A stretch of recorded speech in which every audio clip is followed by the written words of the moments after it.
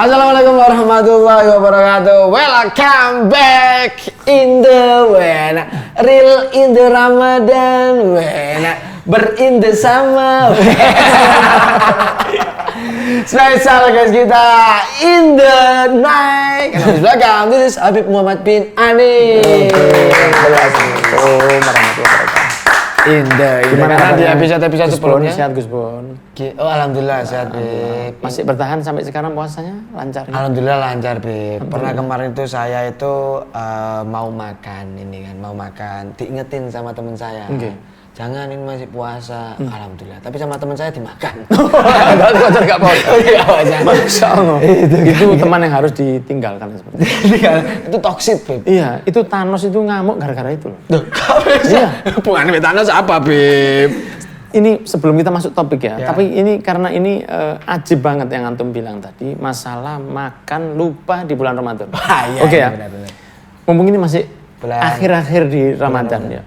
Jadi ada satu yang menarik kalau melihat teman dia lupa ketika puasa dia makan. Jadi makan apapun dia itu makan asal makan makanan yang halal ya. Dia kalau lagi makan dia lagi minum terus kita melihatnya. Kita lihat dia lagi makan padahal kita tahu bahwa dia lagi puasa. Maka apa yang kita lakukan? A. Mengingatkan. B. Jerit. Kon niku puasa atau ya, atau D atau C ngakak aja atau D membiarkan. Jawabannya adalah D membiarkan. Okay. Ini serius ya, serius. Jadi kalau melihat teman atau in the friend lagi makan, itu let it be. Karena yesterday, ya kan, dia obladi-oblada begitu kan ya. Dia just. Jadi kalau ada orang yang lagi makan atau minum di bulan puasa, di bulan Ramadan, maka yang kita lakukan adalah diam, membiarkan dia makan dulu. Kenapa?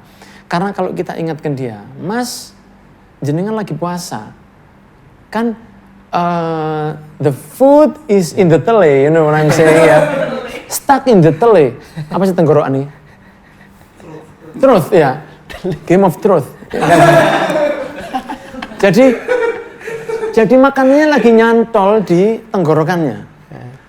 Lah ketika menyantol, itu dia kalau kita ingatkan, Mas kamu lagi puasa. Dia kan sadar, oh aku lagi poso. Kalau ditelen dalam keadaan sadar, puasanya malah batal. Oh. Loh, itu beneran ini. Berarti Dijarkan aja. Dijarkan aja. Lu ngeliat kayak gitu, lu jarin aja dia. Dia dijarin. Tapi kalau dia makannya semangkok gimana? Ikut makan. Jadi kalau dia makan biar aja dulu. Kalau dia minum biar aja dulu. Jadi kalau kita lihat dia sudah tidak lagi ngunyah atau tidak lagi nelen, baru kita bilang, Mas purane ya, I'm sorry. Kamu lagi puasa sekarang. Belum asal gak poso kok. Lah ini yang perlu divaksin 3 kali ya seperti ini.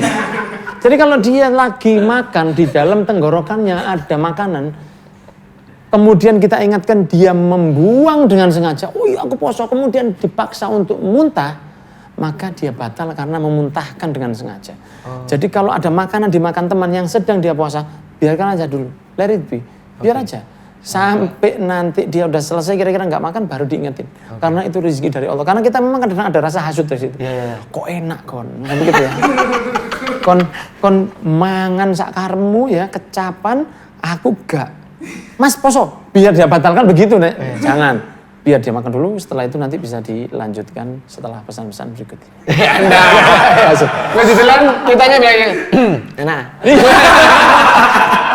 Asik kan? Yo sorry sponsor. Kalau soal ini, Beb, karena kita tadi ini awalnya pembahasan tentang mengingatkan. Nah, aku kayak inget ya, Beb. Aku punya teman, Beb. Punya teman beliau karena beliau keburu-buru sholat maghrib, akhirnya beliau masuk ke masjid nih, Beb. Masuk ke masjid, sholat sendirian. Sholat nih, Beb. Terus ternyata di belakang itu ada yang nepuk, Beb. Des. Sama beliau dikencengin Bismillahirrahmanirrahim karena maghrib, ya kan? Digebuk lagi sama beliau. Oh mungkin kurang kenceng nih. Bismillahirrahmanirrahim kayak gitu. Nah yang gebuk ini ke samping bilang, salah kiblat mas. Ini gimana Beb? Maksudnya itu Dibiarkan sampai apakah dibiarkan sampai Tadi ini di luar skrip ya, jadi kayak Ini serius, Beb. Terus aku tanya ke dia, loh, sampean kok sampai salah kiblat? Soalnya aku bayangan kalau masjid itu mlebu masjid mesti langsung arah kiblat. oh iya, padahal salah. Padahal salah. Jadi Yang nepuk ya banter mungkin nepuknya. kenapa bawa blak kena? Bismillahirrahmanirrahim. Kok jadi tepuk mana? Bismillahirrahmanirrahim dibarengin nih. Sebenarnya Pak salah kiblat gitu kan diingatkan gitu. Itu gimana cara kita ngingetin? Ya sudah atau- benar itu sudah caranya begitu. Ya mungkin Apa pukulannya mungkin kurang keras ya. Ya, langsung iya atau dipancal aja dari luar. Wah tapi ini kejadian nyata ini ya. Ini serius nih, Beb. Teman-teman saya sendiri, Mas Ayam Loh, cinta kalau usah disebut namanya, Tit. Nggak, biar dia tahu, Beb. Mungkin dia bangga ya. Biar dia Yes, mau YouTube aku. Iya. Itu serius, Beb. Jadi ngarepe orang ngaji-ngaji pantes orang ngaji-ngaji ngakak dikira aku salah kiblat, jangan salah kiblat gitu. Kita ngingetinnya gimana, Beb? Ya, betul itu sudah. Betul, karena sholatnya dia nggak diterima kan. Oh. Langsung aja dia ngadep, kalau dia ngadep utara mungkin ke Hong Kong ya. Jadi, Apa disuruh dia sampai selesai dulu sholatnya? udah percuma karena sholatnya nggak diterima. Oh. Jadi pertama dia sering terjadi seperti ini. Ini di luar skrip tapi very good, you know ya. Ada juga thank you very much. You know what I'm saying? Yes, I know. Next Idul Fitri ya, kan sholat Idul Fitri itu biasanya kalau ada orang sholat, itu sering terjadi dan itu pernah terjadi ketika saya jadi makmum karena saya Idul Fitri Idul Adha itu Jumat juga saya tidak khutbah. Jadi saya selalu jadi makmum. Nah, ketika saya jadi makmum, sholat imamnya itu kan biasanya ngucap takbir berkali-kali setelah Allahu Akbar kan berkali-kali. Ya toh. Lah kalau si imam lupa ngucap takbir itu, maka dia tidak boleh ya, lupa terus dia sudah masuk Fatihah. Dia sudah Allahu Akbar, dia baca Fatihah terus dia lupa. Terus dia ingat dia kan biasanya kembali takbir lagi Allahu Akbar. Lah, itu batal sholatnya imamnya.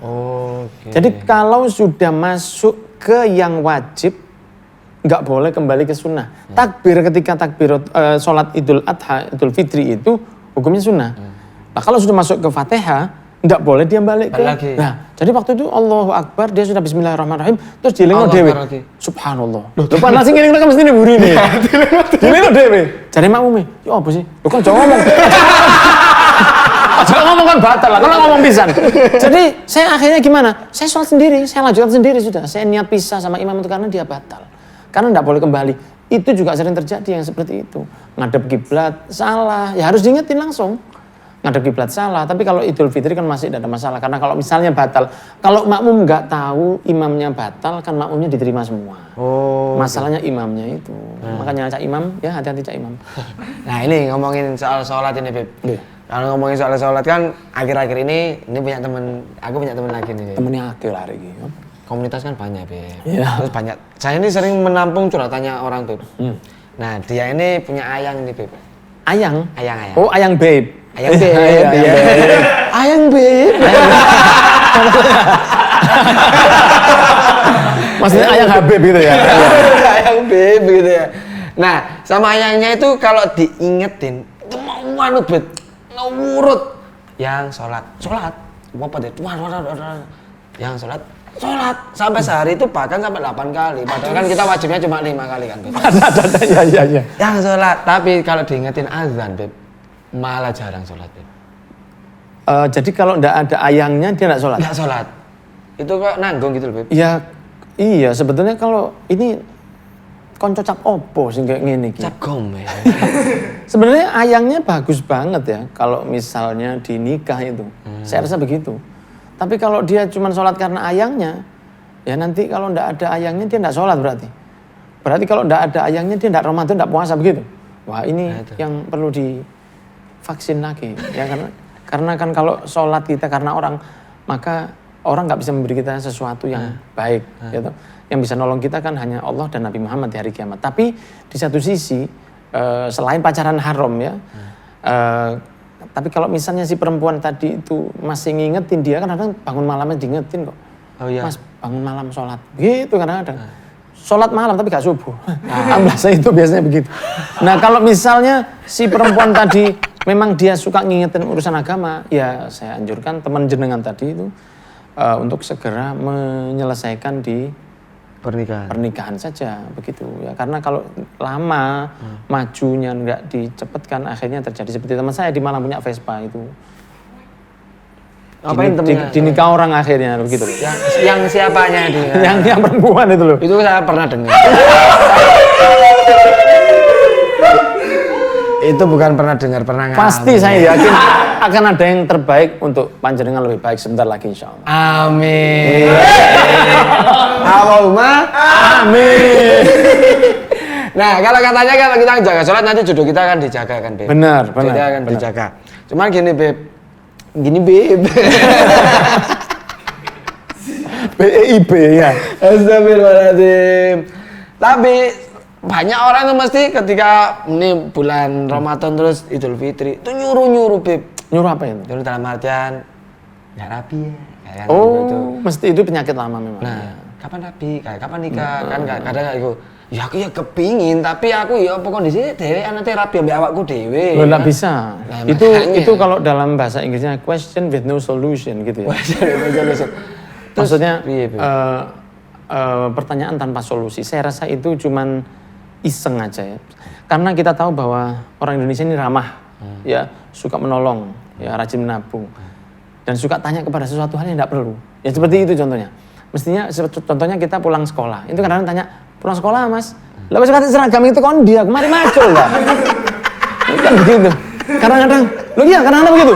Jumatan pakai baju putih, pakai serban, mau Jumatan mas? Iya lah ya apa?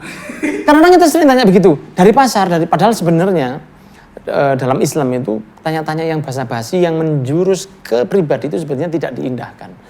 Ya, jadi daripada tanya ini kepada bapak-bapak dan mak-mak yang dirahmati oleh Allah, mungkin yang nonton video ini, mungkin teman-teman nanti bisa nge-cut video ini dan berikan kepada your mother and your father, your mother, father. Aman.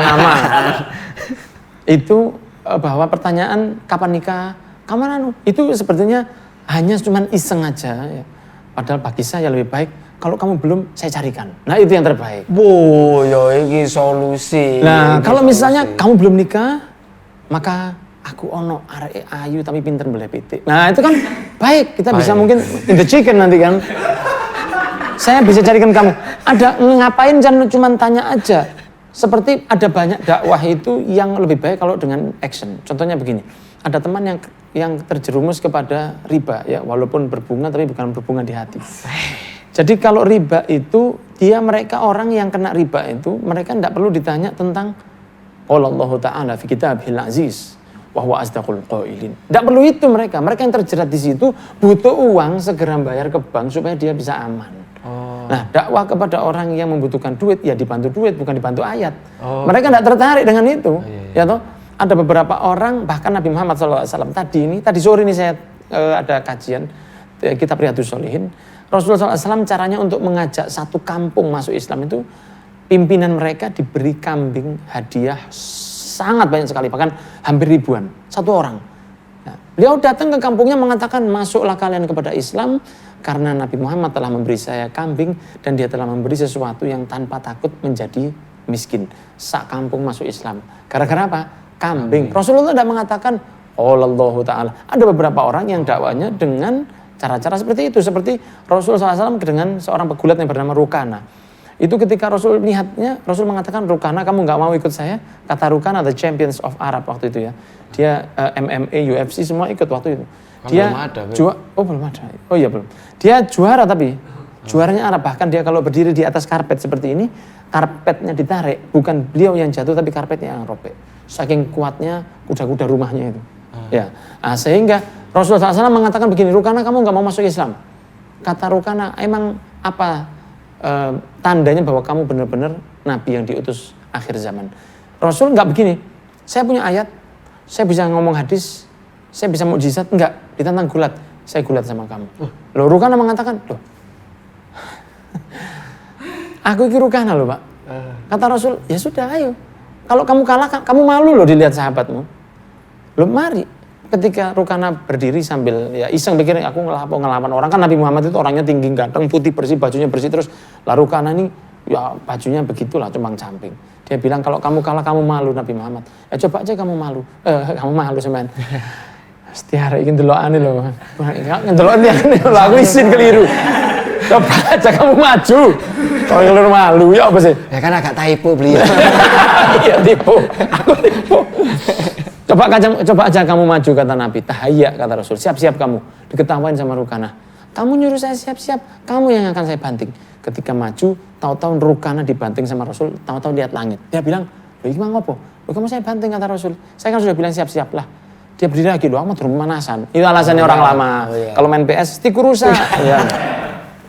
Rukanah bilang, ayo saya siap lagi. Maju dengan Nabi, dibanting lagi sama Nabi. Sampai bantingan yang ketiga, ronde ketiga, dia mengatakan, inna sya'naka la'ajib. Nabi Muhammad, kamu ini ternyata orangnya asik ya.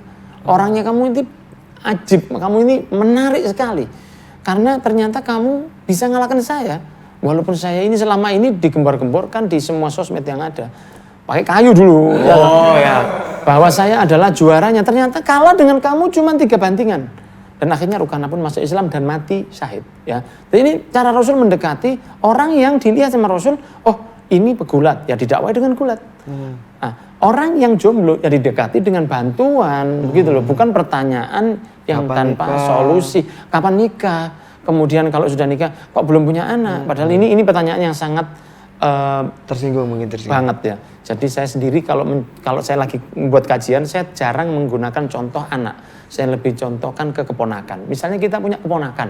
Nah, lebih sebenarnya seperti itu. Kenapa?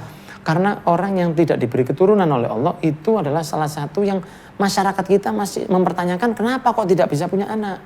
Padahal memiliki anak atau tidak itu murni kekuatan dari Allah, bukan kehebatan bapak ibunya. Ya toh, kan bapaknya cuman begitu saja, you know what I'm saying. Yeah, I know, Yes. babe, I know. Dan ibunya yang lebih repot 9 bulan. Nah, karena memiliki anak itu murni kekuasaan Allah. Ada yang pengen anak tidak diberi, ada anak SMA yang mana loh Pak. Tanpa mereka milik, tanpa mereka kepingin, mereka cuman aku ingin menyerahkan segalanya padamu yang. Tapi ternyata apa? Ketika mulai hamil, diaborsi. Ada yang kepingin anak bertahun, tidak diberi anak juga. Ada pertanyaan seperti itu. Kok belum punya anak? Kok belum begini nikah? Kok begini? Itu pertanyaan yang memang sebenarnya tidak bagus untuk ditanyakan. Lebih baik kamu belum nikah, saya punya calon. Itu loh Pak. Nah, Gitu. Nah ini yang terakhir ini Bib. Tadi kan mendekati, kalau dakwah mendekati dengan action nih. Oke. Nah kalau kita mendekati dengan jodoh kita. Asik. Siap. Ini langsung dijawab? Boleh. Atau mungkin pertemuan berikutnya? Sekarang aja. Kita puasa kan udah habis. Iya, selesai. iya.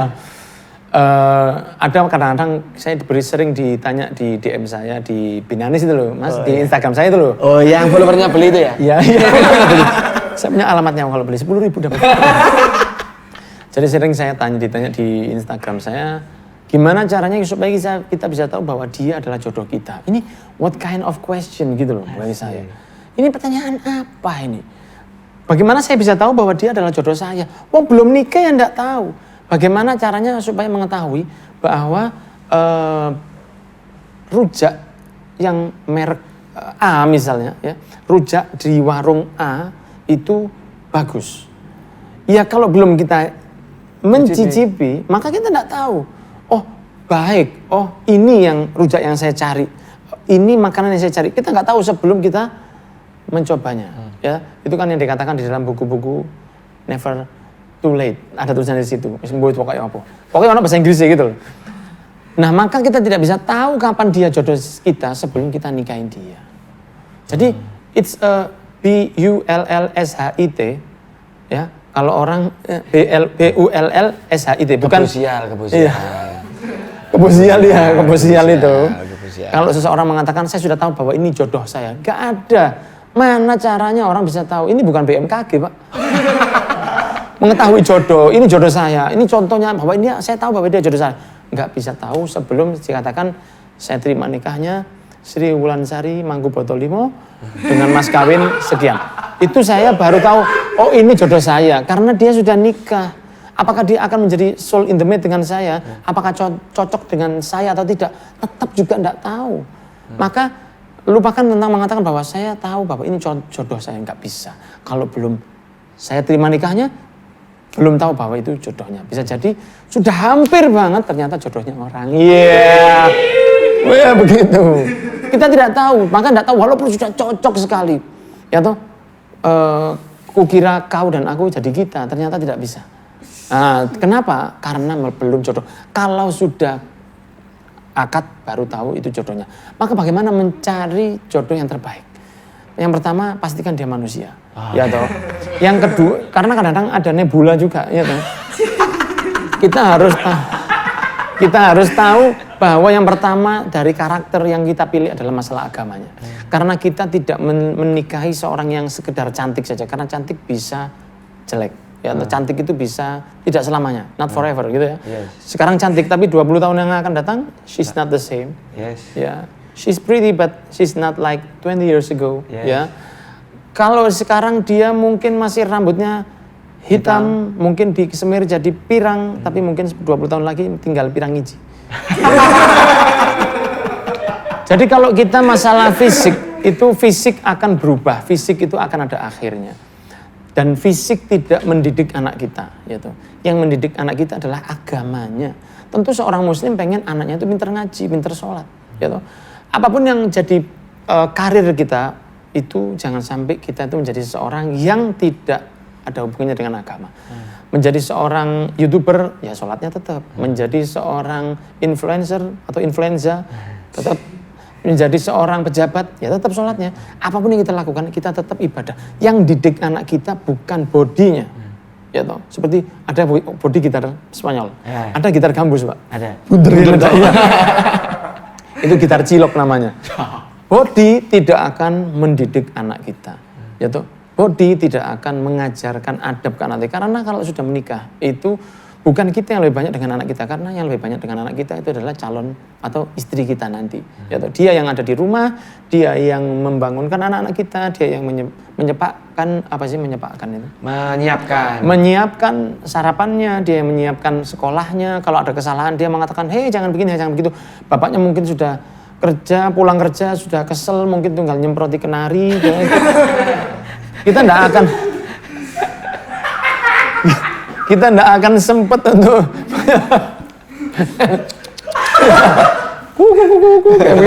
tidak akan sempat untuk lama dengan anak. Yang sempat lama dengan anak itu istri kita. Maka kalau kita nikahi bodinya, karena dia bodinya Masya Allah, karena kulitnya yang putih, wajahnya yang wayu, bayangin sih kayak mari mangan pitik urip.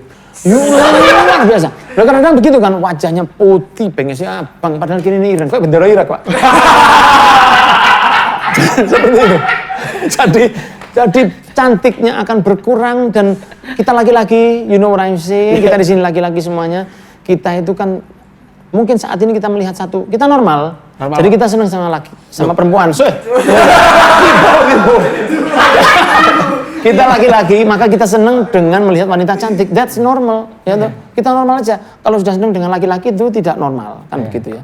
Ketika kita melihat seorang perempuan yang cantik, mungkin kita tertarik sama dia. Tapi kalau 5 menit lagi kita keluar dan ketemu dengan yang lebih cantik, kita mungkin mulai bingung, mulai greweli. Karena sifat kita yang seperti itu, laki-laki itu semuanya bisa menarik dari laki-laki.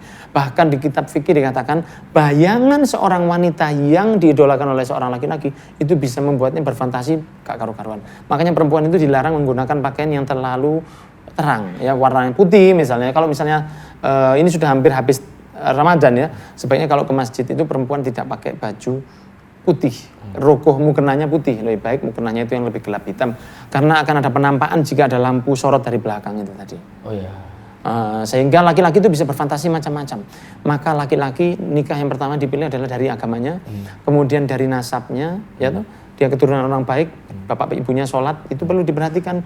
Jangan jadi pahlawan kesiangan. Bapak ibu itu ahlun narkoba. Ya, wah sohibul narkoba bapak ibunya. Kemudian bapaknya misalnya maksiat, si perempuan tadi tidak beradab, dia nakal sekali, nakal dalam tanda kutip, dia sudah, terus kita begini, saya ingin membuat dia kembali. Jangan jadi pahlawan kesiangan. Kita pengen jadi baik, cari yang mempermudah kerja kita untuk menjalin rumah tangga. Kalau dia sholat aja enggak tahu, ya kita akan capek karena kita ngajari dari nol. Ya kita mulai dari nol seperti di pom bensin. Ya sehingga susah kan banyak kata-kata dari nol itu kan. Ya you know what I'm saying. Itu nanti kita selesai ini kita lanjutkan. Oke, siap. Jadi jangan cari sesuatu yang sifatnya dari fisiknya, cari dari agamanya, cari dari orang tuanya, dan bisa dilihat anak itu nanti baik atau tidak, bisa lihat dia ke orang tuanya gimana. Nah, seorang perempuan itu akan tampak baik jika dia dengan orang tuanya baik. Kalau dia sama orang tuanya tuh jambal, jamba, nyeleding, nyemprot blayer, Gerendo, geraji melitur, senso. Nah, kalau dia sama orang tuanya aja enggak baik, jangan harap dia akan baik kepada kita. Jangan harap dia baik kepada kita.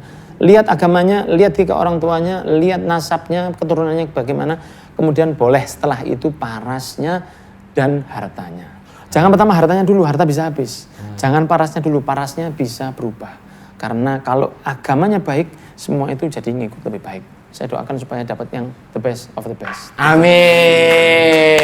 Terima kasih banyak buat Habib Muhammad bin Anis. Ini adalah salah satu dakwaan bukan buat saya saja. Iya. Tapi buat semua yang ada Yang ada di sini, yang di atas genteng juga itu. Ya. Nah ini sempat di atas genteng itu sempat mau tanya-tanya cuma Mohon malu. dispornya hasil.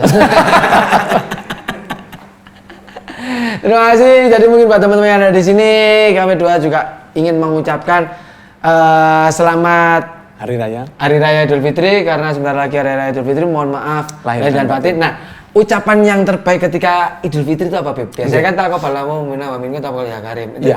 Mungkin ya itu jenengan. sudah yang terbaik itu. Kok saya yang ngasih contoh, Beb? Sudah jenengan aja, saya yang jadi hostnya. Gus Boncel. Taqabbalallahu minna wa minkum taqabbal ya karim minal aidin wal faizin kullu amin wa antum bi khair. Ikan bawal, ikan patin. Mohon maaf lahir dan batin. Nah, oke. Gitu. Ikan hiu, ikan gedadang. Subscribe dong. Ya.